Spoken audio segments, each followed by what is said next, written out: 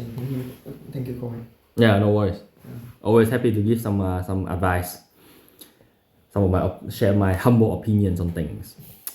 Okay, so moving on, in the second half, we will go through, I'll pick a bunch of statistic questions for you guys to try out. Okay, so some will be hard, some will be easy. I think I'll lean on the slightly harder ones. I think you guys should be okay. For example, this one would be this question here, and then 6 and 7. So this is 15A. So 15A is the binomial distribution, right? Just remember the binomial formula and apply that to do these questions here. These ones are all tech active, I'm pretty sure. Yeah, I think these are all tech active questions. So that's 15A, and then 15B is the idea about expected values. Yeah, there are way more questions. Actually, I think you guys need to try out some conditional ones, because conditional probability came out for the JPC kids as well. Where was it?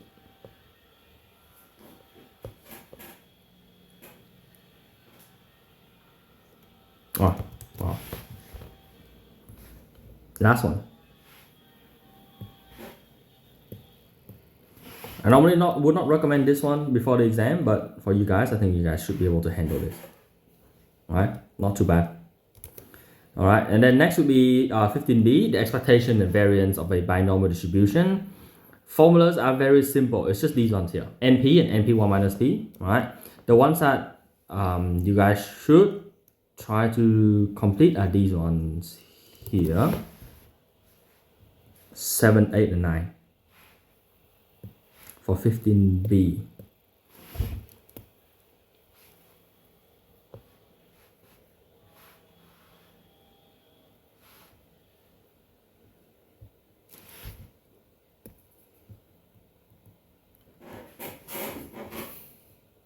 Okay, so for these two, I'll give you a hint. For these two would be simultaneous equation.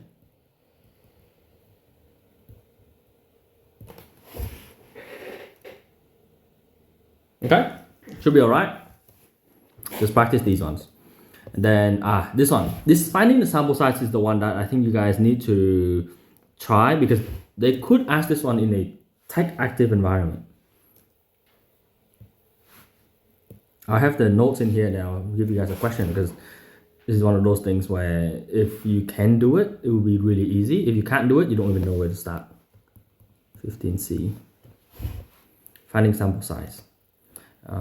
So that's the example, and I think they have the calculator solution for, I think, question B.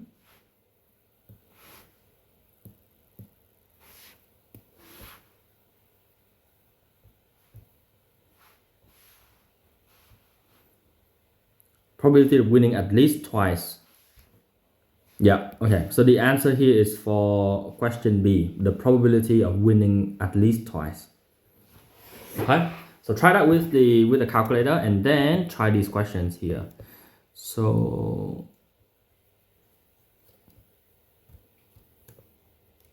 whoops, the first one is really similar. Try this one here.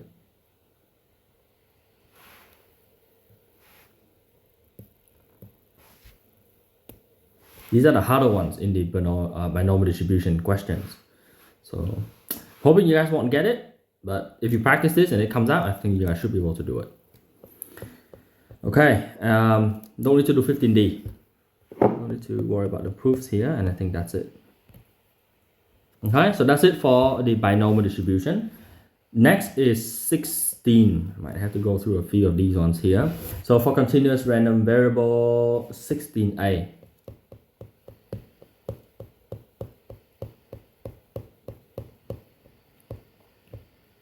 Okay, the standard ones are something like this. Like question 6 here.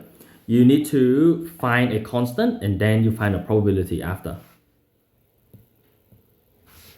Okay, so note that this one is not as standard as some of the questions above it, but I'm giving you guys this one because you guys can practice one of the concepts that the school may not have gone through, or they might have gone through but you guys forgot. See this one? The limit, there's no upper limit. Okay, so no upper limit means you have to antiderive from 0 to infinity. But you can't antiderive to infinity. So you have to do this. Okay, remember this? I know, like, can you do, like, oh, so my teacher, what my teacher did is, like, she wrote, like, let k to infinity. Like, she got a line for that. And then the next one is she gonna write, like, the integration of k, of 0 to k. Like, can you do that? I think you can, but lim is the more mathematically correct version. So I think what the teacher said is like a similar version of finding limits. Yeah. Yeah, let k goes to infinity. I guess you can do that. Yeah.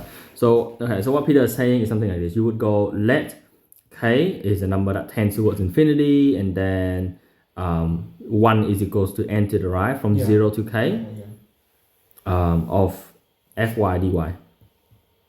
Yeah, I don't know. It's like the lim thing, to me, it makes more mathematical sense. That's actually the version that's recommended by the textbook. Yeah. So I'm assuming it's correct. I haven't seen this one before though. Let k tend to infinity. Yeah, maybe it works. I don't know. Haven't seen that. I'll double check that. Yeah. I will check with her. Let's just say that, oh, I'm comfortable. Just say that you're comfortable writing this version here. Is it okay? Which she would say that it's okay. But you need to keep the lim for the next 3 lines. Is that? You do need to keep the lim for the next 3 lines. Yes. Yeah. But when is you gonna remove the lim? I can't remember. You remove it when you consider what happens to k when k goes to infinity. So for example, right, you would get lim of k to infinity of, like, let's say 1 over k plus 3. And then the next line, when you consider what happens when this goes to infinity, this would be 0. So that would be 0 plus 3, which is 3. So you get rid of the lim when you get that. But I guess if you do it this way, you just need to remember at which point you can deal with the k, which is at that point there. If you don't have the lim there, then you need to remember this one just means it's equals to 3. But also I don't really like this because it doesn't show. It may be a bit easier to write sometimes, but it doesn't show that from here to here. The difference is when you have already considered when k goes to infinity. You also keep the lim after the integration. Yeah, the lim is outside of the integration. So it's lim of this whole integration. Okay, no c values if you have lim. There will be c values. Oh wait, no, sorry. There's no c values because you're antideriving a definite integral. So when you antiderive, it will be like brackets and then from 0 to k. So when you sub in values, 0 and k, there won't be any c values. Yeah, and then the probability is just antideriving from the left to 2, basically, from 0 to 2. Okay, so this is a very standard question. Okay, the next one would be the next one is a slightly harder one. I think I will go through this one.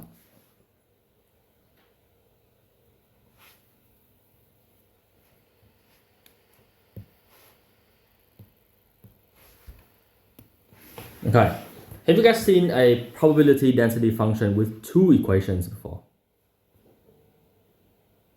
2 equations? Okay, there are 2 equations, not just one. 1, 2. Yes. Yeah? I'll go through this one. This question, when you see 2 equations, right? When you're doing like things like expected values, you need to do it for both equations and add them together. Right? And for probability, you need to make sure, so if you were to sketch this, right, 1 plus x will be from -1 to 0, so -1 to 0 to +1. So it will look something like that, 1 plus x and then 1 minus x, it will look something like that, right, roughly. Yeah. So when you're calculating the probability that it is less than, let's say, 0.3, you need to take this total area and then you add to the area when you antiderive from 0 to 0.3. Okay, that's a tricky part. So it's similar to here, 0.5 and 5. The probability between -0.5 and 5 is like from here, that's -0.5 to 0.5. So you have to antiderive the left hand side using the left equation, and then you antiderive the right hand side using the right equation.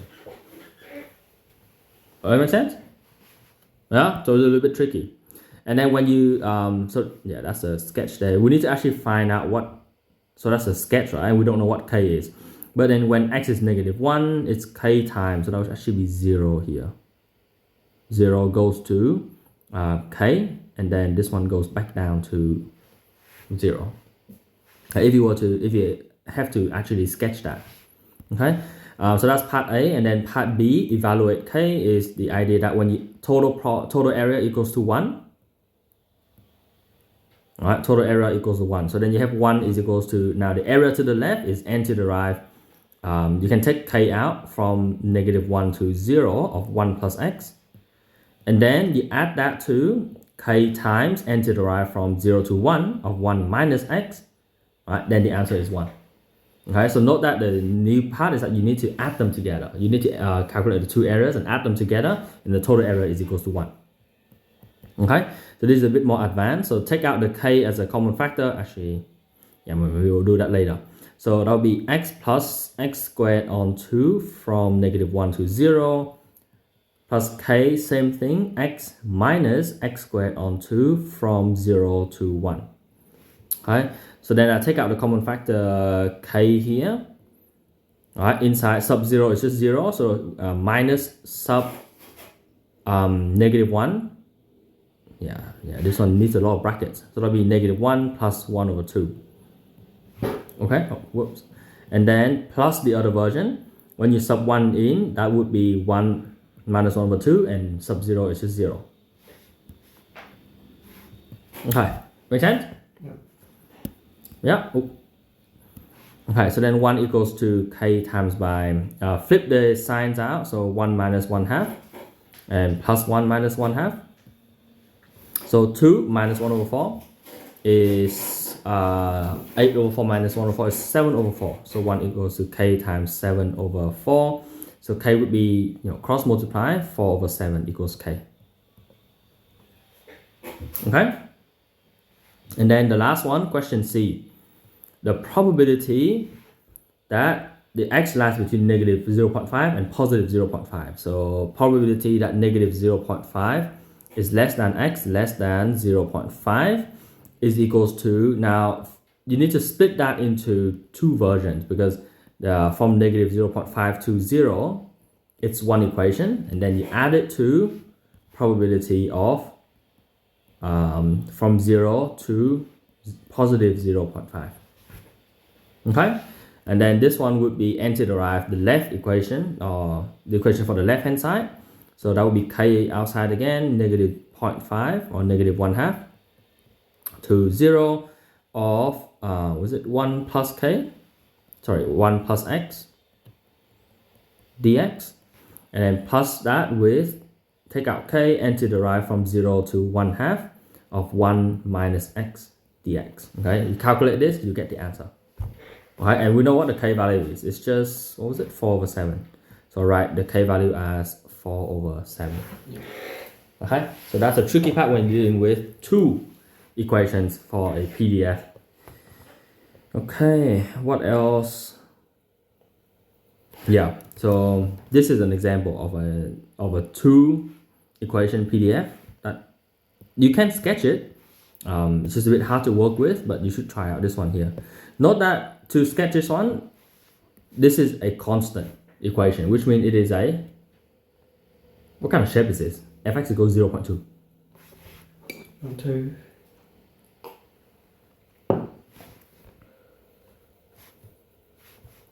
I'll give you guys a hint. This is a horizontal straight line. Right. Alright, make sense?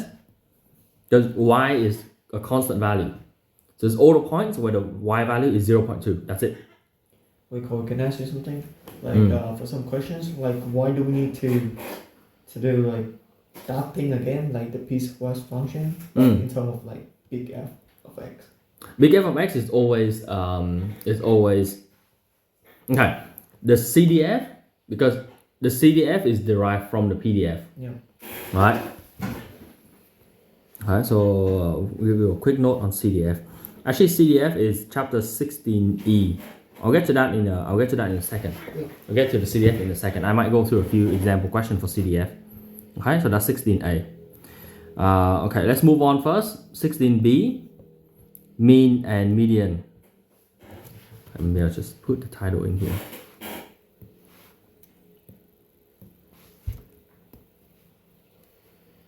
All right, so 16b, mean and median. The questions I want you guys to go through will be something that's quite common. Question 3. Find the mean value and then find probability that x takes a value less than or equal to the mean. No hint on this one. Just gotta see if you can do this. Okay, you guys already know what the formula is for the mean, yeah? I went through that last week. If you're confused, go through the last week's one.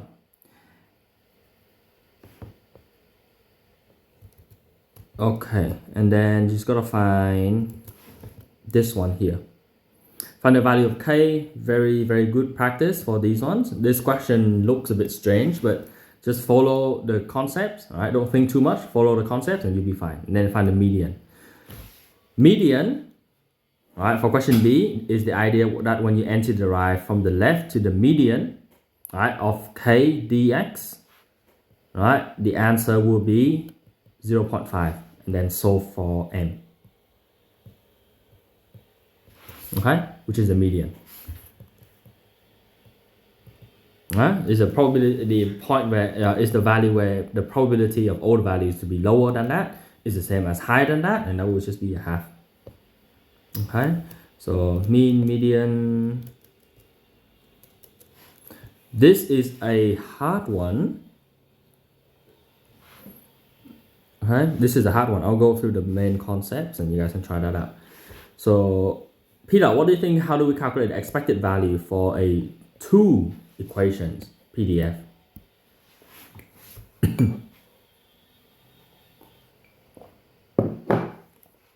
Then we're gonna do it like separately and then plus it together. Yeah, do it separate and plus together. So e of x would be antiderive from 0 to 1 of x times x dx, right? That's the first equation, and then plus by from 1 to 2 of x times by 2 minus x dx. Okay, so that's the expected value. How do we find the median though, if there are 2 equations?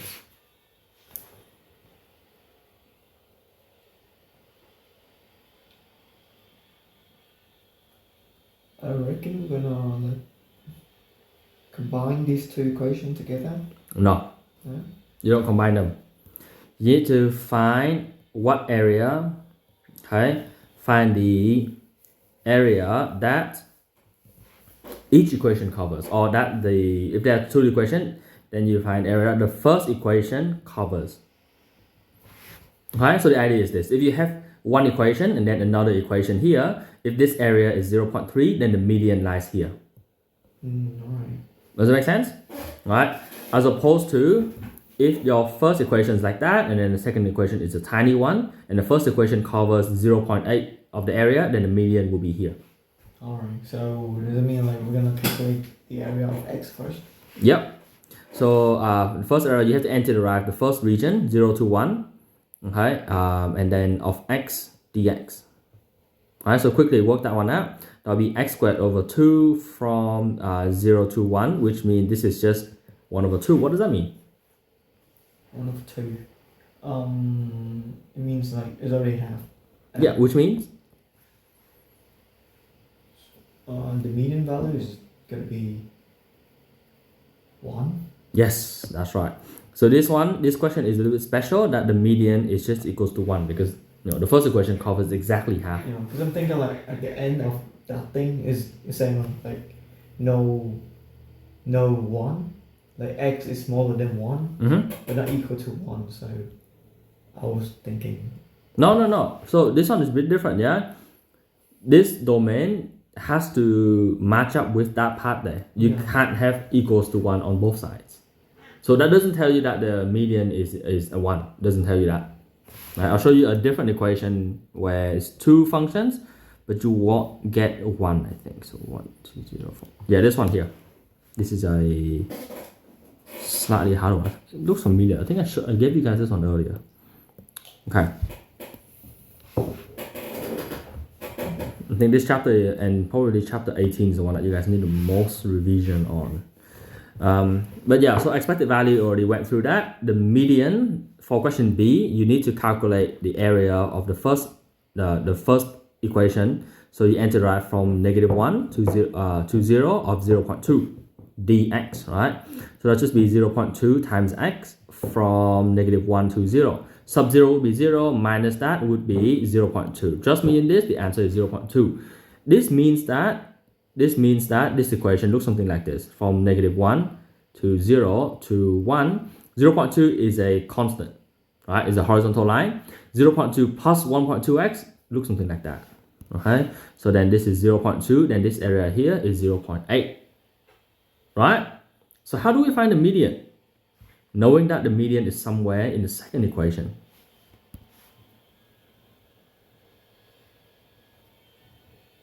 There are two ways of doing this. Finding the median? Finding the median? Yeah, there are two ways of using the second equation to find median. So, I'm going to say like 0.3 is equal to the antiderivative of 0 to n. That's right, correct. So either you do this one or you do 0.5 is equals to antiderive from m to 1. Yeah. Right, because the median would chop the area into 0.3 and then 0.5 on this side. Yeah. And it's 0.8 in total. Okay, good. So yeah, that's the idea for this question. Okay? Prefer doing the first one because it's like 0, right? Expected value? And you mean 0.3 equal to that? I would prefer to do that one because yeah, it's 0. Yeah. You do that one. Yeah. But most people, they may not realize that you have to subtract the 0.2 from the 0.5 to get 0.3. Yeah. And that if you put 0.5 here, then that would be wrong. Yeah. Yeah. Okay. All right. Good. Not bad.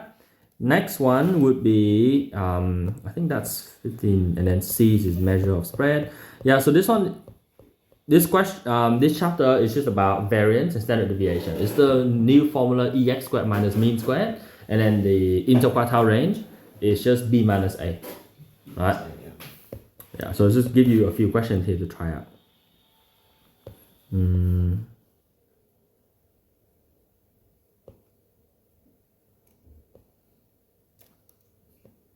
To find the interquartile range, we just want like the values when it's like equal to 0.25 and 0.75. That's right. Yep, that's right. Yeah, just try these ones out. Should not be too hard, I think. You guys have such a long list of questions to try out. But if you try all of this out, I think you should be okay. Yeah, and I have a lot of worksheets from the school that I just got yesterday. Yeah, so you have plenty of things to work through. Just make sure you do a lot of resources. Yeah, just do as many as you can. Okay. Now this one is a hard one. Find the value of A, which gives a standard deviation of 2. Hi coach, you reckon should I do more tech active or tech active free right now? Right now, tech active. So even if you get a tech free, if you think it's too much effort, just do tech active. So use the technology on that tech free question. Yeah, because right now, I think for you, you're most likely okay with the tech free stuff, but you need to test. You need to practice more concepts. To do more concepts, you don't do the algebra. You use the calculator to do the algebra, so you can go through more questions. Yeah. So even with these ones, if you want, you can try some of them tech free, but if you do them tech active, that's okay too. Yeah. Cool. If you do them tech active and you think it's too easy, you may try to do them tech free. If the tech active like method is like 30 seconds, then yeah, you might want to try tech free. Yeah. But some of them it's already difficult enough, so use the tech active. And some of them you can't even use tech active, so you have to do tech free. Yeah. But for you, lean towards tech active. Okay, like this question 10 here, I would tech active this one. So this is a technology question. Assume that. Okay. Part A is not technology though, but part B you might need to use technology to solve it. Yeah, true. Okay, so yeah, that's and then skip this one. Then CDF, cumulative distribution function.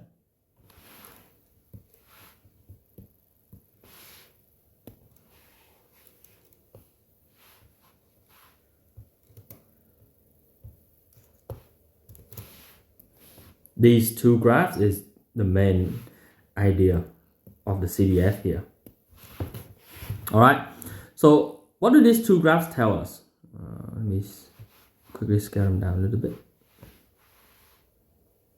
Okay. What do these two graphs tell us? Note that this graph is small f, right? And you see, if it's a small f, which means this is the PDF, yeah, this is the PDF graph, right? Big F of x gives you the area to any value x. Yeah. That's why it's a function, right?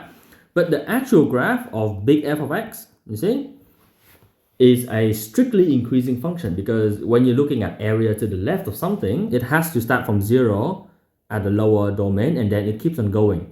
And the max it will reach is 1, because probability, right? The maximum area is 1. So this is a graph of the CDF function. Oh, right, yeah.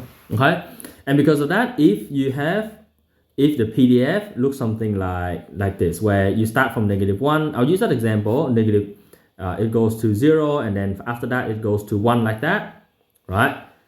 Then it means that the CDF, right, CDF would be, the area will increase constantly. So note that the area before -1 would be 0, right? Would be 0, and from -1 there will be some area up to 0, and I think that will be -2. So it will rise in area a little bit until about -2. Don't tell me how I got that. If you calculate it, you'll see what I mean. And then after that, up to 1, it will keep on going, and the maximum that it will go to is +1. And I think antiderive, that would be squared. So it will look something like this. And then after that, the area is always constantly 1. Does that make sense? Yeah? So between the regions of the graph, of the main PDF, you would have like some sort of shapes of this CDF, right? But before you start the domain, it will be 0. And after the end of the domain, any value after that, the area to the left of that value includes the entire PDF, which is 1. Yeah? Does that make sense? Yeah. Yeah. So that's the main ideas behind CDF, which is like this one here. So once you found the CD, oh no, this is, you're given the CDF. Okay, wait. Okay, this one here. To find the CDF, you antiderive from the left to a certain value x, ft/dt. Okay, if you've got that, this final function here, remember it's only defined for x is more than or equals to 5, which is the same domain as this one here, right? Which means that you technically need to write the CDF as is a piecewise function, because the PDF is a piecewise function, so then the CDF has to also be a piecewise function. Okay, unlike the big F notation in unit 3, where it's antiderivative. Okay, because in unit 3 the equation does not have the domains, right? But in unit 4, a PDF needs a domain. It may not be defined for every value of x, right? And because of that, you also need the domain for big F of x. So note that this one is saying that there's only 2 domains, but it's saying that after 5, right? So the function will be 1 minus power of x for x is more than or equals to 5, and the area would be 0 when x is less than 5. Right, so this is the proper way of writing the CDF. So when you solve x is smaller than 5, it's going to be equal to 0, right? Correct. Yeah. So big F of, let's say, 4 would be 0. Big F of 4. Isn't it 1 take away 5? No, because it's less than 5. Oh, yeah. And then it's 5, then 0. Wait, what about if you sub 5 in? Isn't it? It will also be 0. Because when you sub 5 in here, you get 5 divided by 5, which is 1. 1 minus 1 is 0. Because that's a start, right? At the very start, there's no area still. Isn't that should be the one below? No, because it's specified here, that's more than or equals 5, which also aligns with the one here, more than or equals 5. Oh no, but I'm really confused about this one. Like, I know it's sub the x and the big F of x, but it's kind of confusing. Okay, alright, let me go through an example. Question 1.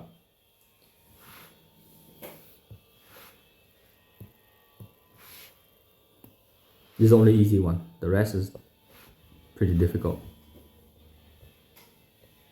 Okay. Find big F of x, the cumulative distribution. So big F of x would be anti-derived from 0 to x, right? 1 over 5 dt. Okay. Before I continue on this one, let's see what the shape of the PDF looks like. So from 0 to 5. Yeah. And it's exclusive, yeah? From 0 to 5, the graph looks like this. It's constantly at 1 over 5. Yeah? So before I even do anything, I can tell that the area to the left of x is simply just 1/2 times x. Right? Because it's a rectangle. Does it make sense? Yeah. Yeah? So this one, now that you actually work it out, it will be 1 over 5t, and then when you sub 0 and x, then voila, it's the same. It's 1 over 5 times x minus 0. So that's the big F notation. But it is saying that, note that when you anti-derive, right? So let's say probability of x less than 3, for example. Normally you anti-derive from 0 to 3, right? Why do you start from 0? Because, well, technically you start from the left, because it's less than, right? So you start all the way at infinity. But the function is not defined past 0. So there's no area past 0. So you can't start from 0. Does it make sense? Yeah. And that's why the big F notation, when you have found it, that it would be, so first it would be 0 when x is less than the lower limit. Less than or equals to lower limit. Right? Well, I'm taking it from here. Right? So we must draw the graph in order to know which like how much area does that one have? Not really, because the only thing that you need to pay attention to is actually this one here. This is actually the main thing you need to pay attention to. So it is saying that the big F notation will be defined as 1/2 x for the same matching domain, 0 less than x less than 5. Is that always the same for the fx and the big fx? Has to be the same, yes. For that thing? Yeah, it has to be the same, yeah. Because you anti-derive this function for the same domain, so it has to be the same domain. Okay. Okay, and then you consider the other parts of the domain. So if it starts from 0, if you have a number line from 0 to 5, it's some sort of whatever function here. You're define what happens before, what happens after. And just remember for big F, what happens after is always 1. What happens before is always 0. Oh, right. Yeah. Okay, so before, so that would be x. So 0 less than x, so that would be x less than equals to 0. Right, and after means x is more than or equals to 5. Yeah. Okay? Understand. Yeah, and then PR of x less than or equals 3 is just big F of 3. That's it. Okay? You may get a question in the exam where, okay, the question 2 is a bit hard. Maybe don't try that, you'll confuse yourself. But try question 3. You may get a one in the exam where you're given the cumulative distribution function and you have to use that to find the other stuff. Okay? If students don't know how to use the CDF, they have to derive it to get the PDF, and it's just too much effort. Right? But if you know how to use the CDF, it's really easy.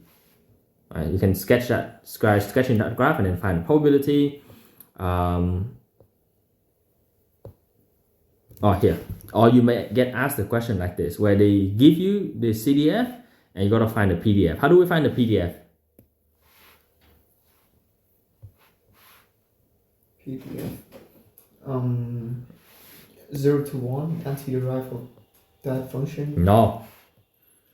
PDF is derive CDF. Derive? What? Derive? Alright, yeah. Oh, because that was a big F, alright. Yes, it's big F. So you derive it to get the small f.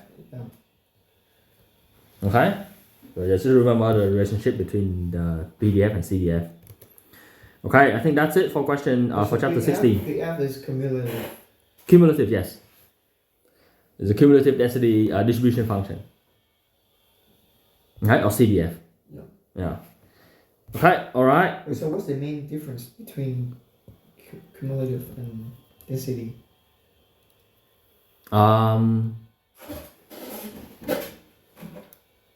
So there's the PDF and CDF, right? So PDF is a probability density function, and CDF is the cumulative distribution function. The main difference is that CDF gives you the area to the left of x, right? To the left of x, and PDF is you antiderive to get the area. Probability. Wait, It's not the probability. You have to antiderive to get the area. Right? The probability density function is like it gives you the function. The number on the function doesn't make any sense. Yeah. The area is the probability. Right? So you get the area, which is the probability of between two values A and B, for example. A and B. Yeah, it's just the probability between these two values. It's like this one here, right? Yeah. If you're trying to find probability of the x values between 1 and 2, right? The number on the number line 1/5 doesn't mean anything. You have to antiderive from 1 and 2 of the equation. Oh, so the probability density function is just from 0 to 1, and the CDF is just like the area of that PDF. Yeah, it's the area of PDF, yes. That's right. Yeah. Okay? So that's the main ideas behind these two concepts here. What do you mean by the probability between A and B? It's just what I said earlier. So this one, if you have a PDF that looks something like that, right? Let's say that's fx, right? If you're trying to find the probability between two values, the probability that x takes the value between A and B is like the what's the function? Yeah, based on this function, then you antiderive between A and B. Okay. Yeah. Yeah, so this is the probability of between A and B. Yeah. Okay, it's like saying, oh, what's the probability of your height being between 170 and 171? That one you can calculate the area, right? But what's the probability your height is exactly 170.00000? The chance is 0. Yeah. Okay, so that's why they use a probability density function for continuous random variable. Okay, for standard normal, for the normal distribution, okay, let me just see what questions. I think we're running a little bit out of time, so I might just give you guys the list of questions first. Okay, if you need any help, let me know, and then I will give you guys explanation to whatever you need. 15, 16. Okay, all right. So this one, you guys will need to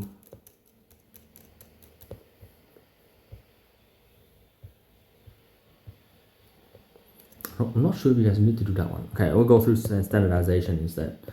Question.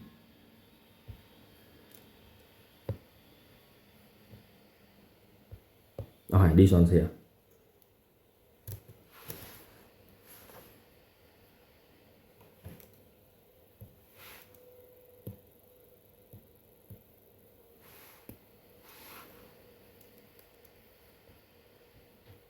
Okay, so this is 17B.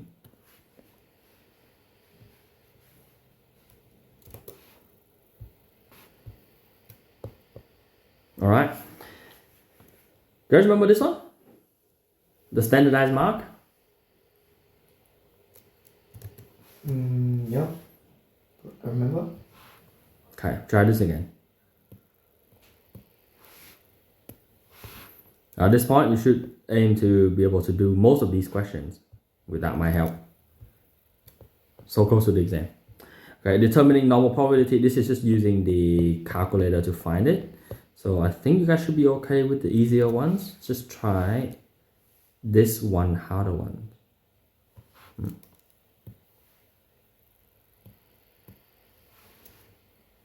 So this is 17C, I think.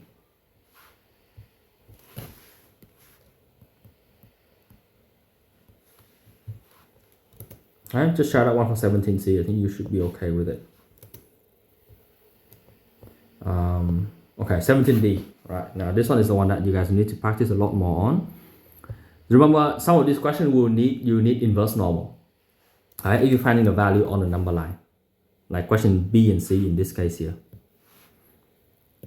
Remember, choose the tail correctly, yeah? Left tail or right tail. So 17D. Okay, try that one there. And then these are the harder ones. See if you can work through these. Should be good for the exam though, because this really tests your understanding of the normal distribution. So yeah, Peter, if you can do all of these questions, I'm sure your exam will be okay. Right. Yeah. Now this is a normal approximation to binomial distribution. This is the one that you asked me earlier. Okay. And they're saying that the standard deviation is. I'm not sure we need to do this one here. No, I don't think you need to do this one. I think you need to do the sampling one. So remember, any question about sampling and creating a good sample is all about making a sample so that every subset has an equal chance of being chosen. So every member has an equal chance of being chosen. So if you want to prove something is bad, just say, oh, these people have higher chance or lower chance of being chosen. Okay, so practice explaining some of these questions here.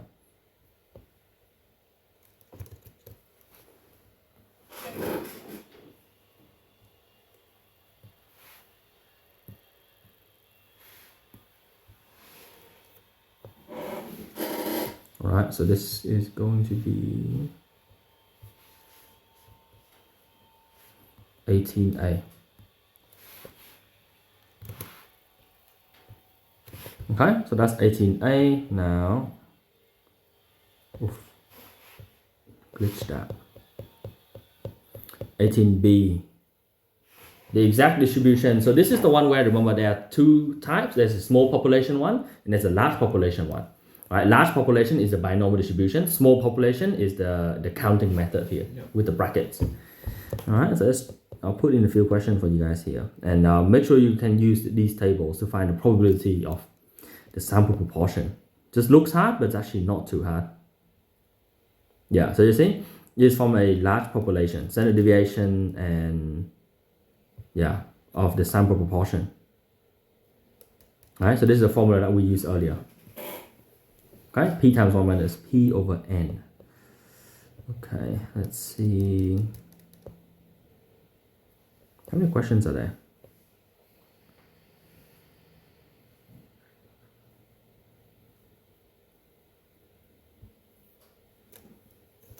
Okay, all right.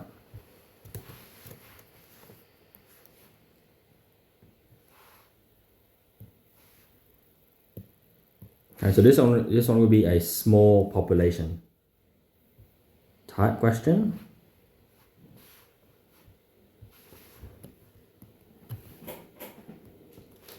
And then you need a large population one. Okay, let's see. Is these two here? All right, let's just try this one.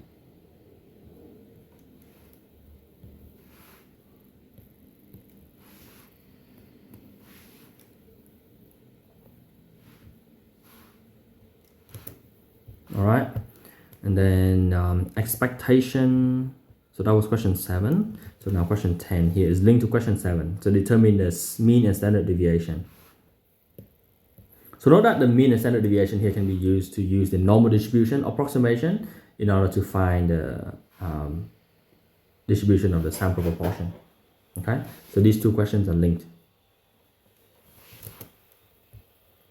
And then let's see.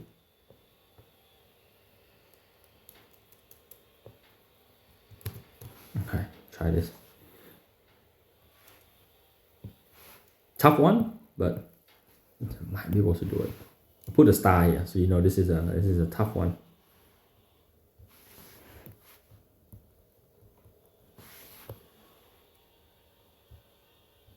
Okay, so that's for 14B. So sorry, 18B. 18C is approximating the distribution of the sample proportion.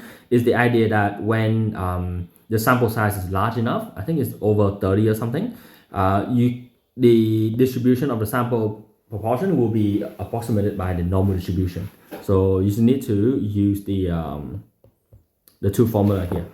Okay? When the sample size n is large enough, the sample proportion has an approximately normal distribution with mean this and standard deviation that. So I'm going to chuck this one into the notes. This is 18C.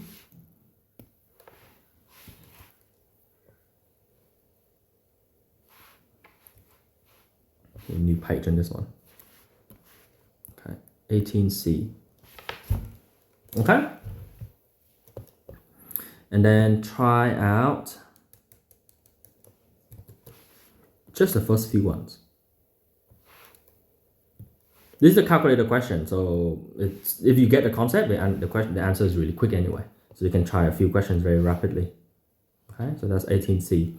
And then finally, 18D is the confidence interval type questions. Okay, so confidence intervals. I think I've said enough. She's got to try out the questions. Let me know whatever you can or cannot do, and then we'll go through. I'll go through whatever you need help with. But these ones should be okay.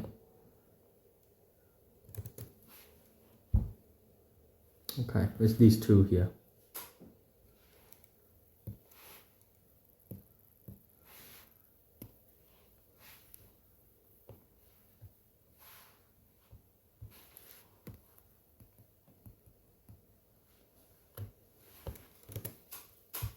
Okay, and then you need to find the sample size one and 16A, 16B, the different confidence interval. All right, it's these two questions.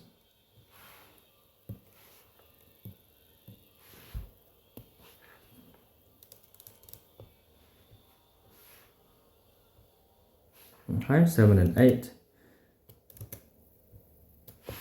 Okay, and then sample size.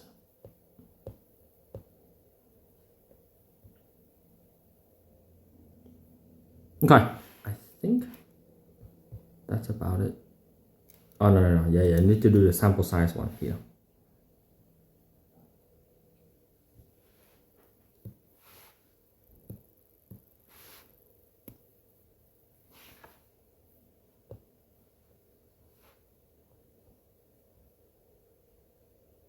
All right, I think that's it. Let me just squeeze these in a little bit.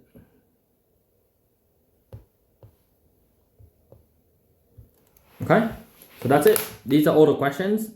That's 17 pages of some questions and some notes. 17 pages. So if you can go through these, again, I'll send a link to the digital version of the answers later, so you can check your answers as you're going through. Okay, so Peter, try your best. Work through these questions. All right, again, tech active. Just finish this by Sunday. Yeah. And then you do your school one closer to the exam. Yeah. Okay, that'll be good. Cool, that will be it.